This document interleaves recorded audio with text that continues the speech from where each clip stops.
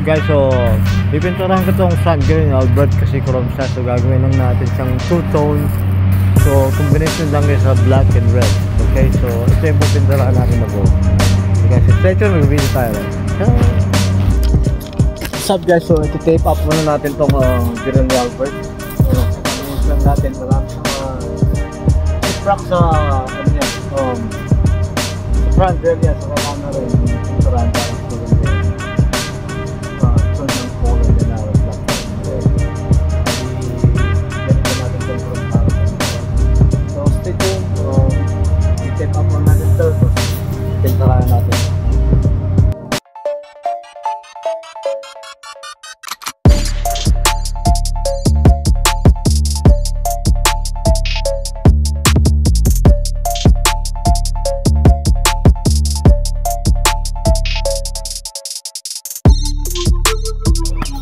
Alright guys, so natip na natin siya. So baba natin muna itong matte black.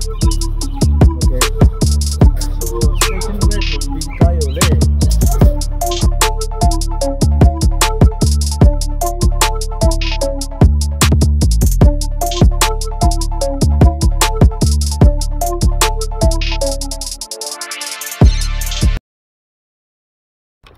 What's up guys, magbabalik tayo ulit. So ito yung pinaka second coat na niya yan, yung flat black.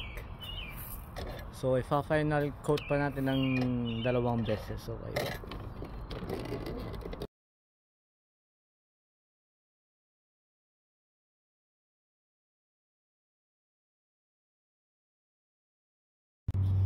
what's up guys, so magbabalik tayo ulit. Tapos na yung finish project natin. Tatanggalin na yung mga tape. Diba, nabubulol pa ako.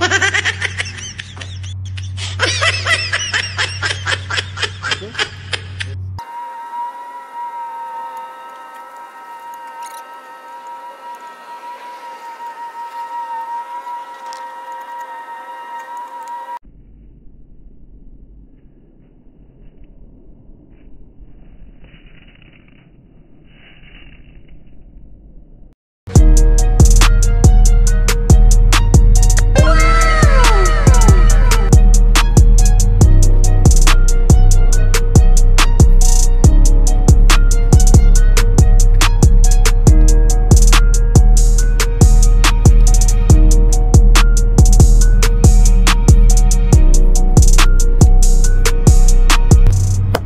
So kung gusto nyo magpa-paint ng grills or whatever parts ng sakyan nyo, let me know, okay?